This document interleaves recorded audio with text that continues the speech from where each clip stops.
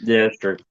We are live. Yay! Hopefully we are live. Uh, Let us uh, know if we're live. yeah, I'll find out here in a second when it comes up on the tablet. But like I said on Twitter, let's try this again. See what happens. Uh, It still says 0 viewers. That sounds like a bad sign.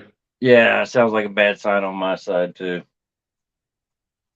I'm still waiting. Usually there's like a 7 second delay. Hey, Christopher Cross says it's live. We live? Hey, Yay! and the viewers went up to 4. That's good. That's better All than right. 0. Well, we're definitely doing better than we did Monday. All right, we are live. All right, all Uh, right. a Clash of Kings Cat 6 again. This time when Richard starts talking, y'all actually be able to hear it. Uh, Yay. Yay! I am old new dude. He is. Richard York, Asher's trueborn son. Today is my daughter's 16th birthday, so happy birthday, daughter. Happy birthday. So if you've watched any of these, you know we start with the brains of the operation, which is Richard. He will say what he saw in the chapter, and then I will jump in with my stupid stuff. So take it away, Richard. Thank you, sir. I guess that's age majority in Westeros. So you got to watch out for her now. She's an adult. Yeah, no kidding. All right. Clash 45, Catelyn 6. Tywin is forced towards the Blackwater. Tell father I've gone to make him proud. Her brother swung up onto his saddle, every inch the lord in his bright mail and flowing mud and water cloak. A silver trout ornamented the crest of his great helm, twin to the one painted on his shield. He was always proud of you, Edmure, and he loves you fiercely. Believe that. I I got a mean, even question. yeah. The drive of Edmure to drive back Tywin. Do we think that's intervention because it puts Tywin in the perfect place to support King's Landing? Because if he'd have crossed the river, he would have never he would have never been able to save King's Landing. I mean, I could see that argument. I think part of this is a parallel, right? That about how all these people are trying to impress their fathers. Not a problem. But no, I'm just saying certainly it's possible. Hey, Shop Nil, and yes. Anyway, I mean to give him better reason than mere birth. He wheeled his warhorse about and raised a hand. Trumpets sounded. A drum began to boom. The drawbridge descended in fits and starts, and Sir Edmure Tully led his men out from Riverrun with lances raised and banners streaming. I just realized that there's always something, some sort of horn or trumpet or something when they open walls and things. It's just worth pointing out. I also find it odd how proud we often are of our relatives or our citizenship, which are essentially just mere birth when you think about it. Yeah. I have a greater host than yours, brother, Catelyn thought as she watched them go. A host of doubts and fears. Beside her, Brienne's misery was almost palpable. Catelyn had ordered garments under a measure, handsome gowns to suit her birth and sex, yet still she preferred to dress in oddments of mail and boiled leather, a sword belt cinched around her waist. She would have been happier riding to war with Edmure, no doubt, but even walls as strong as river runs required swords to hold them. Her brother had taken every able-bodied man for the fords, leaving Sir Desmond Grell to command a garrison made up of the wounded, the old, and the sick, along with a few squires and some untrained peasant boys still shy of manhood. This to defend a castle crammed full of women and children. I feel for Edmure. By the time as the son was born, Cat was the clear fave. She'd been running the show. He just wants to be recognized. More than mere birth hurts when I hear it. Yep. Agreed. When the last of Edmure's foot had shuffled into the portcullis, Brienne asked, "What shall we do now, my lady?" "Our duty." Catelyn's face was drawn as she started across the yard. "I've always done my duty," she thought. "That seems debatable." Perhaps that was why her lord father had always cherished her best of all of his children. Her two older brothers had both died in infancy, so she had been son as well as daughter to Lord Hoster until Edmure was born. The oldest trueborn heir is typically the favorite. See Tony Teflon or Septa Shayna's Secrets, specifically about Rob. Then her mother had died, and her father had told her that she must be the Lady of Riverrun now, and she had done that too. And when Lord Hoster promised her to Brandon Stark, she thanked him for making her such a splendid match. I gave Brandon my favor to wear and never comforted Peter once after he was wounded, nor bid him farewell when father sent him off. When Brandon was murdered and father told me I must wed his brother, I did so gladly, though I never saw Ned's face until our wedding day. I gave my maidenhood to this solemn stranger and sent him off to his war and his king and the woman who bore him his bastard, because I always did my duty. So George has always said that Rob and John are of the same age. Here, Cat seems to imply that John was conceived after her marriage. In the original BarTube video, now private, Maester Payne and BarTube mention maidenhood ends with marriage, but Catelyn may have given her maidenhead to Brandon. Yep.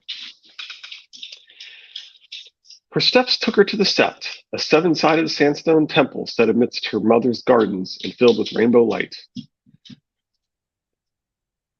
Edmure is like the lords of House Tully. The Loras of House Tully. Yeah, okay.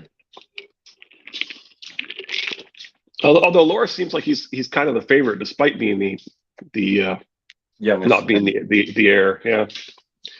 I don't know. I mean, they certainly do like all their kids. So, and their middle son of Garland is kind of.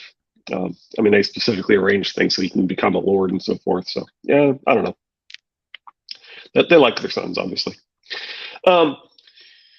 This almost sounds like what we would call quantum leap style intervention, right? Her steps took her to the Sept. It's as if she's not thinking and somebody's thinking for her. Yep. It was crowded when they entered. Catelyn was not alone in her need for prayer. She knelt before the painted marble image of the warrior and lit a scented candle for Edmure and another for Robb off beyond the hills. Keep them safe and help them to victory, she prayed, and bring peace to the souls of the slain and comfort to those they leave behind. The Septon entered with his censer and crystal while she was at her prayers, so Catelyn lingered for the celebration. She did not know this Septon, an earnest young man close to Edmure's age. He performed his office well enough. His voice was rich and pleasant when he sang the praises to the Seven, but Catelyn found herself yearning for the thin, quavering tones of Septon Osmond, long dead. Osmond would have listened patiently to the tale of what she had seen and felt in Renly's pavilion, and he might have known what it meant as well, and what she must do to lay to rest the shadows that stalked her dreams. Osmond, my father, Uncle Brendan, old Maester Kim, they always seemed to know everything, but now there's only me. It seems I know nothing, not even my duty.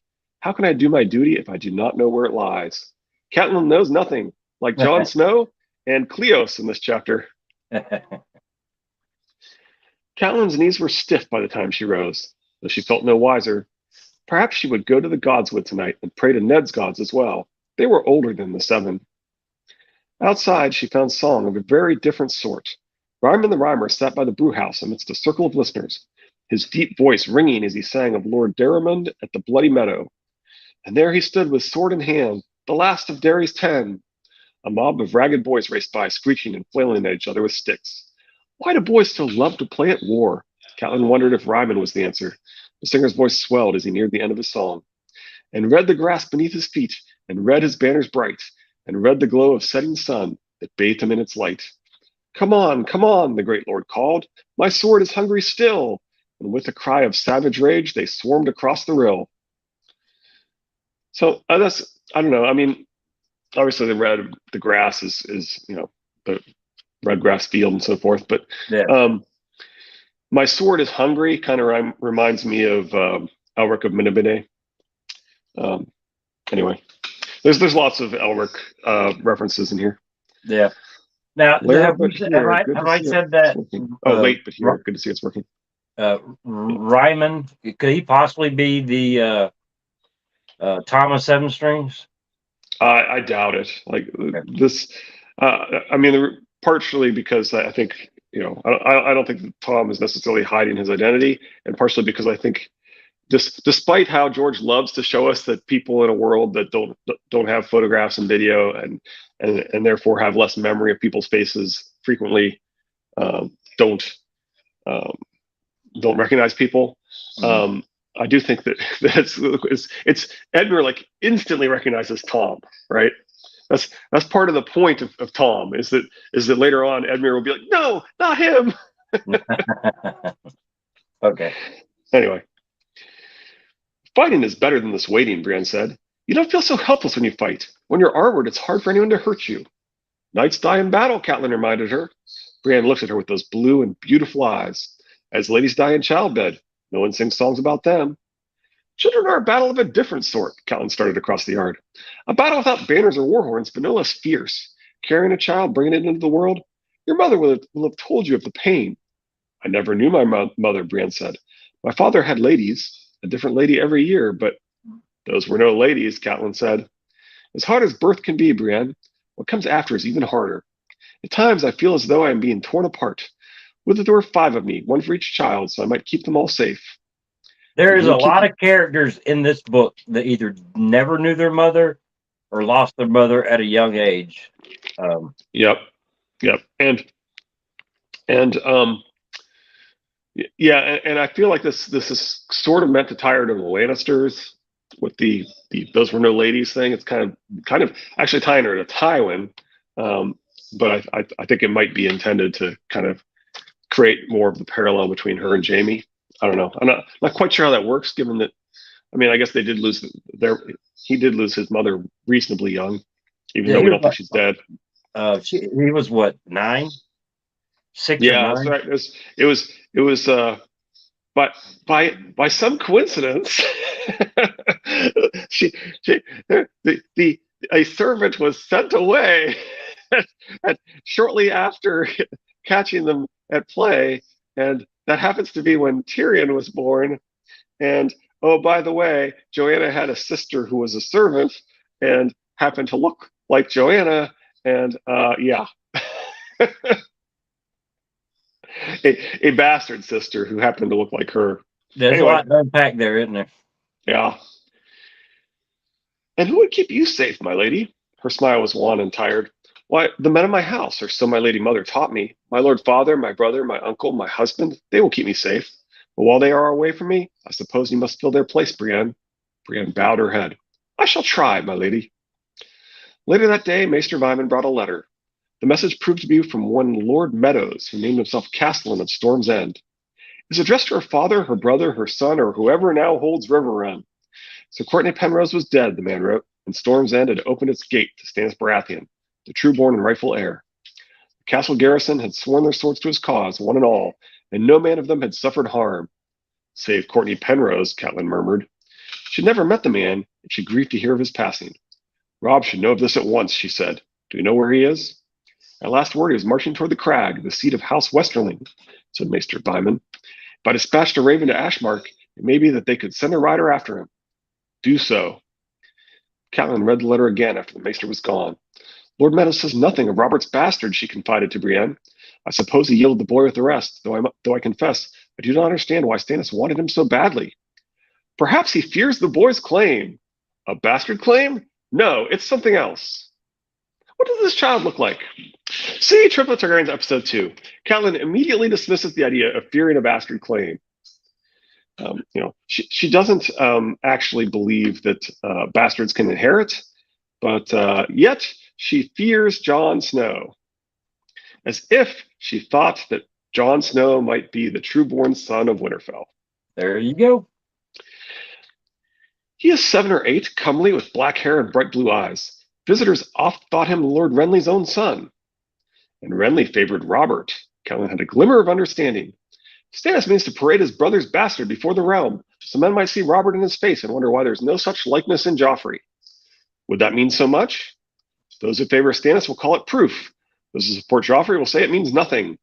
Her own children had more Tully about them than Stark. Arya was the only one to show much of Ned in her features. And Jon Snow, but he was never mine. She found herself thinking of Jon's mother, that shadowy secret love her husband would never speak of. Here, Jon's mother is the shadowy secret. Last time Cat thought of her, she was the shadow. See Triplet Targaryens episode 4. 2, I was gearing up for that, Lizzie says, about the last one. I'm sure she'll say 3 here in a second. Yeah. Does she grieve for Ned as I do? Or does she hate him for leaving her bed for mine? Does she pray for her son as I have prayed for mine? They were uncomfortable thoughts and futile. If Jon had been born of Ashara, Dane of Starfall, as some whispered, the lady was long dead. If not, Catelyn had no clue who or where his mother might be. And it made no matter. Ned was gone now, and his loves and his secrets had all died with him. 3! It rhymes with 3! Still, she was struck again by how strangely men behaved when it came to their bastards. Ned had always been fiercely protective of John, and Sir Courtenay Penrose had given up his life for this Edric Storm. Yet Roose Bolton's bastard had meant less to him than one of his dogs, to judge from the tone of the queer, cold letter Edmure had gotten from him not 3 days past. He'd crossed the Trident and was marching on Harrenhal as commanded, he wrote. A strong castle and well garrisoned, but his grace shall have it, and I must kill every living soul within to make it so. He hoped his grace would weigh that against the crimes of his bastard son, who Sir Roderick Castle had put to death. A fate he no doubt earned, Bolton had written. Tainted blood is ever treacherous, and Ramsay's nature was sly, greedy, and cruel. I count myself well rid of him. The true-born sons my young wife has promised me would never have been safe while he lived. Yeah, that's interesting, isn't it? Oh, yeah. The sound of hurrying footsteps drove the morbid thoughts from her head. Of course, I happen to think he's trying to distance himself from this because he is probably involved in planning it, right? The whole thing with he would, or at least on board. He wouldn't be on board with his son doing these things, and he's trying to be like, no, I was never on board with that. Well, I mean, also there is the debate on who actually killed his true-born son. Was it Ramsay, Reek, or actually Roose killed his true-born son because he didn't share his eye color? So there's 3 potential suspects. That's interesting irony, given that it's basically impossible for right. XY male to pass on pale blue eyes to another XY male. Right. Yeah. Well, him saying that his true-born sons that the young wife has promised would not be safe with Ramsay, he's throwing the ball in Ramsay's court for actually having killed his first true-born son. We know that there's literally nothing in common between these two guys, right? That Ramsay and Roose. We know that it's essentially impossible for pale blue eyes to pass from father to son. We know that. The irony that he would have seen. Oh, this is what my true-born son should look like, and yeah, that's interesting. I kind of like that. And then, and part of the point that Preston thinks of giving us Ramsay and making it clear that he's not Roose's, because the pale blue eyes are indicate that his mother had potentially might have had some ancestor in common with Roose's mother, but they don't say anything about the two of them. But it also creates this interesting parallel where Theon kills a miller's boy's son who he was sleeping with the wife of, right? And Roose takes in this miller boy's son, who's almost certainly true-born, who shows up like a year later with a newborn, which just at the time frame doesn't even work, right? I mean, so there's lots of clues that Roose and Ramsay are not blood relatives at all, and George loves to play with all the different versions he can do of this thing, and he's definitely playing with paternity. So that's true. The sound of hurrying footsteps drove the morbid thoughts from her head. Sir Desmond Squire dashed panting into the room and knelt. "My lady, Lannisters, across the river." "Take a long breath, lad, and tell it slowly." He did as she bid him. "A column of armored men," he reported, "across the Red Fork. They are flying a purple unicorn below the line of Lannister." Some son of Lord Brax. Brax had come to Riverrun once when she was a girl to propose wedding one of his sons to her or Lysa. She wondered whether it was the same son out there now leading the attack. The Lannisters had ridden out of the southeast beneath a blaze of banners, Sir Desmond told her when she ascended to the battlements to join him. "A few outriders, no more," he assured her. "The main strength of Lord Tywin's host is well to the south. We are in no danger here." South of the Red Fork, the land stretched away, open and flat. From the watchtower, Catelyn could see for miles. Even so, only the nearest ford was visible. Edmure had entrusted Lord Jason Mallister with its defense, as well as that of three others farther upriver. The Lannister riders were milling about, uncertainly, near the water, crimson and silver banners flapping in the wind. "No more than 50, my lady," Sir Desmond estimated. Catelyn watched the riders spread out in a long line. Lord Jason's men waited to receive them behind rocks and grass and hillocks. A trumpet blast sent the horsemen forward at a ponderous walk, splashing down into the current. For a moment they made a brave show, all bright armor and streaming banners, the sun flashing off the points of their lances. "Now," she heard Brienne mutter. It was hard to make out what was happening, but the screams of the horses seemed loud even at this remove, and beneath them Catelyn heard the fainter clash of steel on steel. A banner vanished suddenly as its bearer was swept under, and soon after the first dead man drifted past their walls, borne along by the current. By then the Lannisters had pulled back in confusion. She watched as they reformed, conferred briefly, and galloped back the way they had come. The men on the walls shouted taunts after them, though they were already too far off to hear. Go away, or I will taunt you a second time, as they say in Monty Python and the Holy Grail. I have to rewatch that. So Desmond slapped his belly. Would that Lord Hoster could have seen that. It would have made him dance. My father's dancing days are past, I fear, Catelyn said, and this fight has just begun. The Lannisters will come again. Lord Tywin has twice my brother's numbers. You could have 10 times and it would not matter, Sir Desmond said. The west bank of the Red Fork is higher than the east, my lady, and well wooded. Our bowmen have good cover and a clear field for their shafts. And should any breach occur, Edmure will have his best knights in reserve, ready to ride wherever they are most sorely needed. The river will hold them. I pray that you are right, Catelyn said gravely. That night they came again. She had commanded them to wake her at once if the enemy returned, and well after midnight a serving girl touched her gently by the shoulder. Catelyn sat up at once. What is it? The fort again, my lady. Wrapped in a bedrobe, Catelyn climbed to the roof of the keep. From there she could see over the walls and the moonlit river to where the battle raged. The defenders had built watchfires along the bank, and perhaps the Lannisters thought to find them night-blind or unwary. If so, it was folly. Darkness was a chancy ally at best. As they waded in to breast their way across, men stepped in hidden pools and went down splashing, while others stumbled over stones or gashed their feet on the hidden caltrops. The Mallister bowmen sent a storm of fire arrows hissing across the river, strangely beautiful from afar. One man, pierced through a dozen times, his clothes afire, danced and whirled in the knee-deep water until at last he fell and was swept downstream. By the time his body came bobbing past River Run, the fires in his life had both been extinguished. So there's obviously some imagery here that's supposed to imply the army of the dead and so forth, right? And the concept that you'd be using fire arrows and so forth. Right. And I kind of feel like this body that came bobbing past River Run, so it's kind of being carried by the current, and so you wonder if that's maybe somewhat of the role of the elder brother, Right. Or Prince Lewin Martell of Dorne. Or what happened to the Rhaegar stand-in, or whoever was in Rhaegar's armor, whether it was Rhaegar.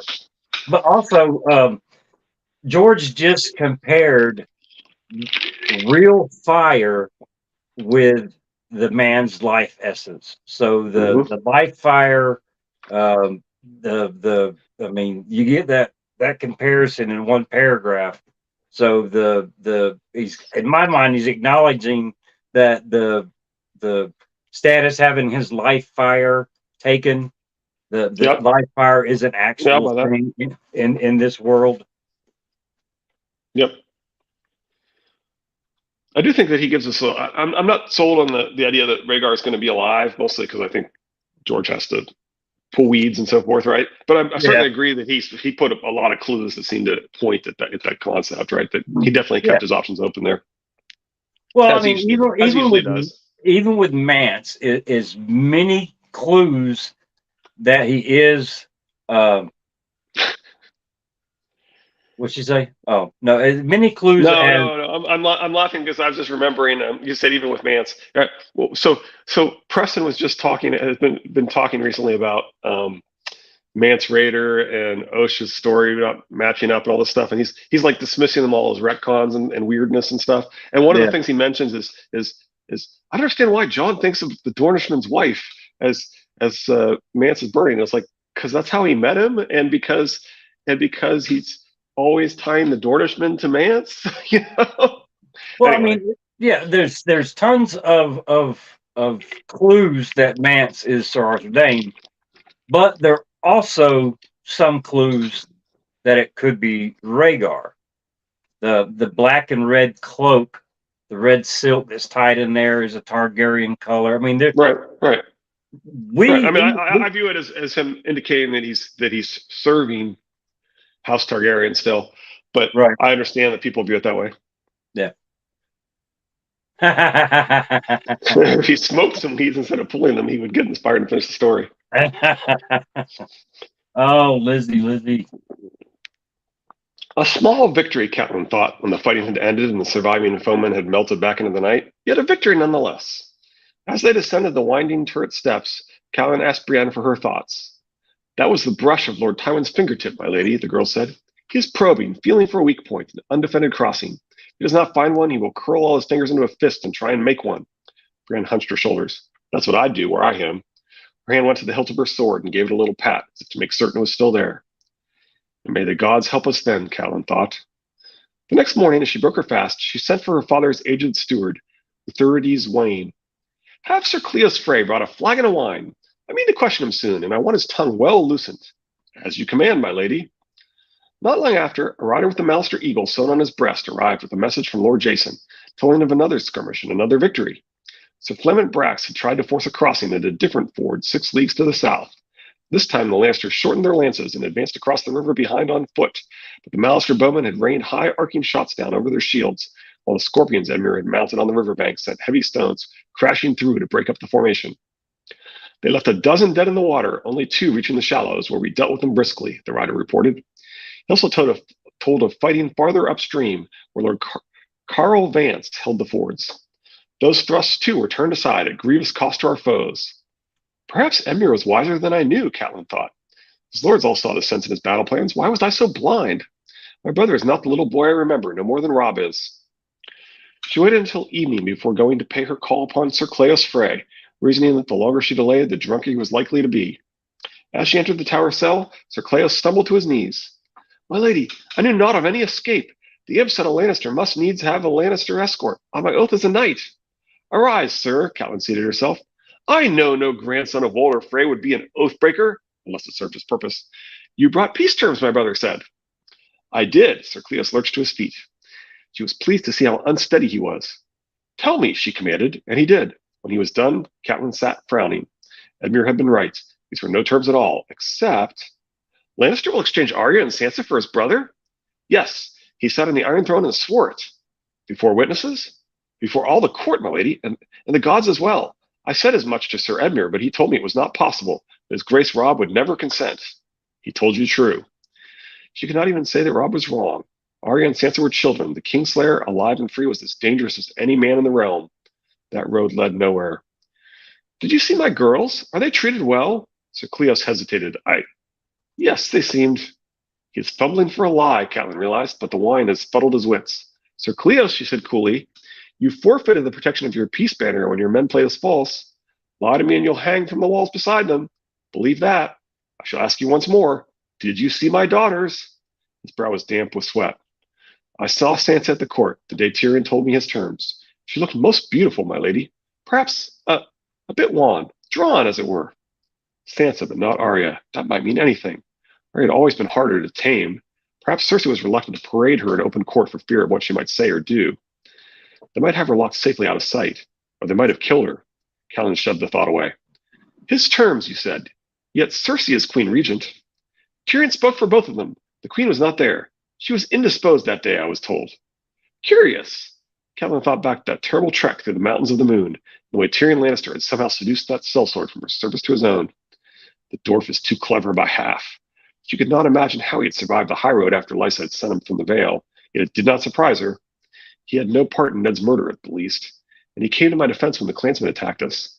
If I could trust his word... She opened her hands to look down at the scars across her fingers. His dagger's marks, she reminded herself. His dagger, in the hand of the killer he had paid to open Bran's throat. Though the dwarf denied it, to be sure. Even after Lysa locked him in one of her sky cells and threatened him with her moon door, he had still denied it. He lied, she said, rising abruptly. The Lannisters are liars, every one, and the dwarf is the worst of them. The killer was armed with his own knife. So Cleo stared. I know nothing of any... You know nothing, she agreed, swooping from the cell. Jon Snow, Catelyn, and now Cleos know nothing. But it's interesting that she kind of stopped. She kind of was thinking she could trust him, and then she opens her hands and looks down. It's almost as if it almost feels like that could be some sort of intervention to make her not trust him. But she kind of does wind up trusting him, so it doesn't really work. So I don't know. Yeah. And pause, like that's the second time she almost got there. Yeah. She took a late supper in the great hall with her garrison to give them what encouragement she could. Ryman the Rhymer sang through all the courses, sparing her the need to talk. He closed with a song he had written about Robb's victory at Oxcross. And the stars in the night were the eyes of his wolves, and the wind itself was their song. Between the verses, Ryman threw back his head and howled. By the end, half of the hall was howling along with him. even Desmond Grella was well in his cups. Their voices rang off the rafters. Let them have their songs if it makes them brave, Catelyn thought, toying with her silver goblet. There was always a singer at Evenfall Hall when I was a girl, Bran said quietly. I learned all the songs by heart. Sansa did the same, though few singers ever cared to make the long journey north to Winterfell. I told her there would be singers at the king's court, though. I told her she would hear music of all sorts, that her father could find some master to help her learn the high harp. Oh, gods forgive me. Brienne said, I remember a woman. She came from some place across the narrow sea. I could not even say what language she sang in, but her voice was as lovely as she was. She had eyes the color of plums, and her waist was so tiny my father could put his hands around it. His hands were almost as big as mine. She closed her long, thick fingers as if to hide them. Did you sing for your father? Catelyn asked. Brienne shook her head, staring down at her trencher as if to find some answer in the gravy. For Lord Renly? The girl reddened. Never. His fool. He made cruel japes sometimes, and someday you must sing for me. Please, I have no gift. Brienne pushed back from the table. Forgive me, my lady. Do I have your leave to go? Catelyn nodded. The tall, ungainly girl left the hall with long strides, almost unnoticed amidst the revelry. Let the gods go with her, she thought as she returned listlessly to her supper. It was 3 days later when the hammer blow that Brienne had foretold fell, and 5 days before they heard of it. Catelyn was sitting with her father when Edmure's messenger arrived. The man's armor was dinted, his boots dusty, and he had a ragged hole in his surcoat. But the look on hhis face as he knelt was enough to tell her that the news was good. Victory, my lady. He handed her Edmure's letter. Her hand trembled as she broke the seal. Lord Tywin had tried to force a crossing at a dozen different fords, her brother wrote, but every thrust had been thrown back. Lord Lefford had been drowned, the Creekle Knight called Strongbow taken captive, Sir Adam Marbrand thrice forced to retreat, but the fiercest battle had been fought at Stone Mill, where Sir Gregor Clegane had led the assault. So many of his men had fallen that their dead horses threatened to dam the flow. In the end, the Mountain and a handful of his best had gained the west bank, but Edmure had thrown his reserve at them. They had shattered and reeled away, bloody and beaten. Sir Gregor himself had lost his horse and staggered back across the Red Fork, bleeding from a dozen wounds, while a rain of arrows and stones fell all around him. They shall not cross, Cat, Edmure scrawled. Lord Tywin is marching to the southeast. A feint, perhaps, or full retreat. It matters not. They shall not cross. I think it matters. So Desmond Grell had been elated. Oh, if only I might have been with him, the old knight said when she read him the letter. Where's that fool Rymond? This kind of reminds me of Dantos. Anyway, yeah. Where's that fool Rymond? Especially when the next thing he says is, where's that fool? There's a song in this by the gods, and one that even Edmure will want to hear. The mill that ground the mountain down. I can almost make the words myself had I said the singer's gift. I'll hear no songs until the fighting's done, Catelyn said, perhaps too sharply, as she allowed Sir Desmond to spread the word and agreed when he suggested breaking open some casks in honor of Stone Mill. The mood within Riverrun had been strained and somber. They would all be better for a little drink and hope. That night, the castle rang to the sounds of celebration. Riverrun, the small folk shouted, and Tully, Tully! They'd come frightened and helpless, and her brother had taken them in when most lords would have closed their gates. Their voices floated in through the high windows and seeped under the heavy redwood doors. Ryman played his harp, accompanied by a pair of drummers and a youth with a set of reed pipes. Catelyn listened to girlish laughter and the excited chatter of the green boys her brother had left her for a garrison. Good sounds, and yet they did not touch her. She could not share their happiness. In her father's solar, she found a heavy leather-bound book of maps and opened it to the Riverlands. Her eyes found the path of the Red Fork and traced it by flickering candlelight. Marching to the southeast, she thought. By now, they had likely reached the headwaters of the Blackwater Rush, she decided. Coughs, looking at you, Mooten. Mm-hmm. In her father's solar, she found it. Oh, I already did that. They had likely reached the headwaters of the Blackwater Rush, she decided. She closed the book, even more uneasy than before. The gods had granted them victory after victory. At Stone Mill, at Oxcross, in the Battle of the Camps, at the Whispering Wood. But if we are winning, why am I so afraid? With George telling us Tywin is heading toward the Blackwater and Catelyn afraid, he's definitely foreshadowing what's coming. Oh, yeah. And then up next, we have... No, go ahead.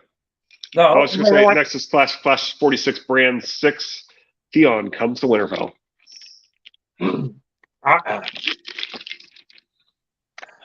Edmure, up until this point, I don't know, might come off kind of young, goofy, whatever you want. People have different opinions of him, but the throwing back of Tywin's forces had to be done for Tywin to be able to support King's Landing. So I Right. think I think there was some intervention, hidden fingers. Yeah, Uh, it's interesting. She says the gods have set this up, right? The yeah, gods have granted them victory, right? yeah, So the implication is that there's gods intervening that are making them win this battle. And your point is they win this battle in order to position Tywin where Tywin needs to be. right. And the big giant game of side masses being played, that Right. move had to be made to set up Tywin being able to get to Right. King's Landing and stop Stannis. Because if Tywin's not there, Stannis takes King's Landing. Tyrion's wildfire works for a little bit, and but everybody says that if Tywin didn't show up, Stannis would have took King's Landing. If Stannis takes King's Landing, he has the Iron Throne. He has the walls around him. He has men to defend King's Landing. I mean, if that's the case, then Stannis doesn't go to the wall and protect against the wild. I mean, it's all moves. It had to be done. It might not be so much Edmure's plans. It's just when you got two people on each side of the river, a certain outcome had to be made. So these men on the good side are making all the right decisions, are making all the right shots with their arrows. They decided where they need to post men, where to have Yep. their reserves. They're not making any mistakes all along this one side of this river just to be able to throw back the Right. Tywin's forces. So I think it's intervention, but Yeah, it makes sense. I mean, like I said, it's sort of hinted that the gods are the ones that are granted them the victory. So it certainly makes sense. One thing that I started talking a little bit about Preston and how he was talking about how strange it is that John thinks about the Dornishman when Mance is burning. But the the thing is, he's talking about he's kind of dismissing like Osha as like George didn't really think this through, and of course Osha should think of Rob as her husband, but she never mentions that because George really hasn't thought this through. I'm like, has he though? Because he's got an awful lot of bigamy in the story. I don't know. And then he's like, you're saying since Rob captured Osha, that's a wildling wedding. And he's like, yeah, George just didn't think that through as he added this story of that capturing a woman would and and being strong enough to hold her means that you're married to her. Like he just didn't think through the consequences of that. I'm like, I don't know. Adding bigamy to Rob's story, that sounds like it's kind of on brand to me. As I pictured George R. Martin looking at each and every single paragraph over and over and over again before he goes to the next paragraph. And if you don't get what he's doing, you dismiss it as an inconsistency or a plot hole, right? You like, oh, John not looking Targaryen as a plot hole. Oh, Ned jumping to the conclusion that Jaime and Cersei are lovers is a plot hole. Is it? No, is it a plot hole that John doesn't look like Rhaegar? Is it? Is it a plot hole that Osha gives us an inconsistent backstory for Mance? Is it? Is it a plot hole that Osha would consider herself married to Rob and that two different marriage customs would have been done, making him a bigamist? Is that really a plot hole? Is it? Or does it actually fit what's going on here? Freaking awesome. You have a northern wedding. And then a southern wedding. So Rob is mirroring what we say Ned went through. I didn't catch that one, but when he's like dismissing it, I'm like, he's like I'm trolling. I'm just saying this. I'm like, I don't know. I don't know. That sure seems like it fits. It sure seems like it fits all the symbolism he throws in here with all the bigamy. I don't know. That blew my mind. Thank you. Hey, before I forget, the singer all and the stars in the night were the eyes of his wolves, and the wind itself was their song.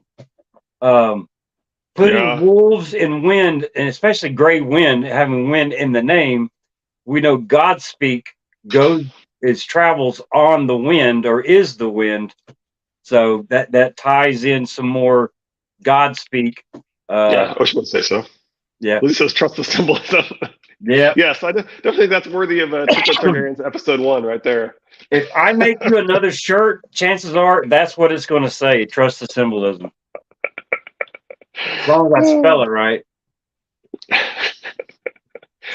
Anyway. Damn. I cannot believe that. Oh, Osha wedding. Oh my gosh. Yeah, it's like, and you know, she's specifically, she is kind of loyal to Starks. Yes, she pretends not to be, but it's only because she's working to help them.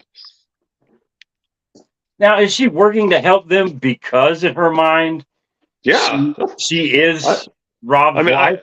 well, you know, Bran's like, I thought you were my friend. He's thinking to himself as she goes over to Theon, right? Yeah, but she's planning ahead.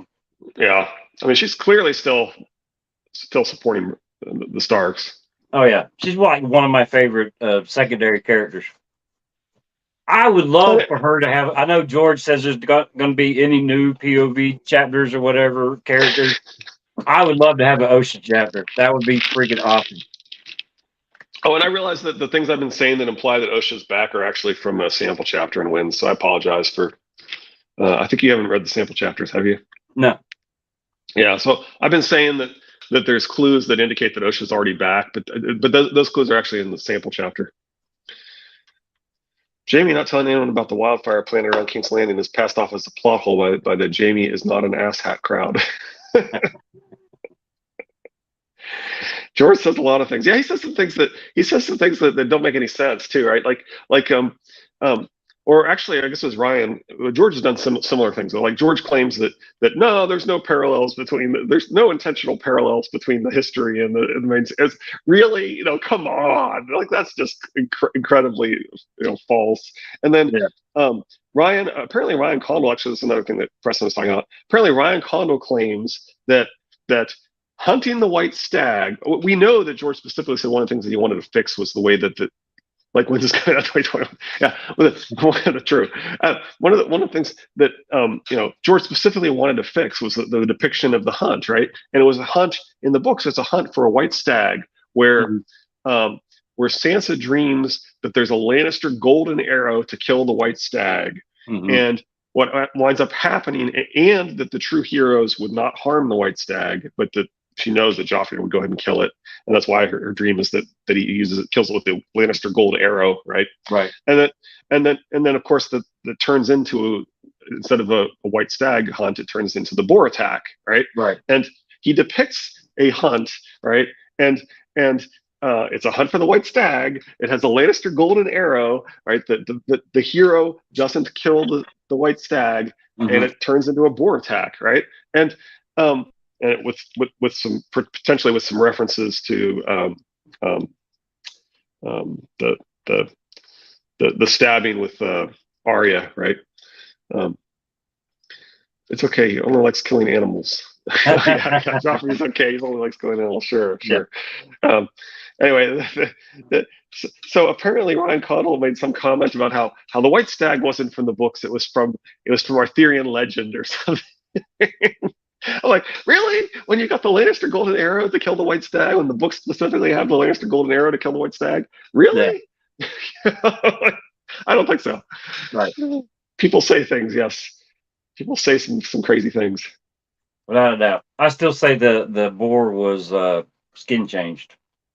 Oh yeah. Yeah, there's definitely clues that specifically there's the bastard reference, which I think is probably points to Bran, but it's supposed to misdirect us towards Bloodraven. There's a one-eyed symbolism that's clearly intended to point us towards Bloodraven. Right. Now wait a minute. Okay, they were on. All right, somebody said they saw the white stag. Robert is like, I want to get the hell out of here because my buddy Ned and the Lannisters are going at each other. I'm done with this. Y'all settled the shit. I'm going to the woods. Which is perfect timing for somebody to say they saw the white stag.